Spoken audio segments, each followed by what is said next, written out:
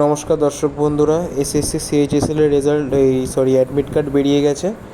কীভাবে চেক করব একবার তোমাদেরকে ভাবলাম দেখিয়ে দিই। তো প্রথমে আগে তোমরা ওয়েবসাইটে যাবে, গুগল ওয়েবসাইটে যাবে। গুগল ওয়েবসাইটে গিয়ে তোমরা লিখবে এসএসসি জিডি, লেখার পর ওখানে ক্লিক করবে। তারপর ওখানে ক্লিক করার পর তারপর এখানে দেখতে পাবে যে অ্যাডমিট কার্ড বলে একটা অপশান আছে।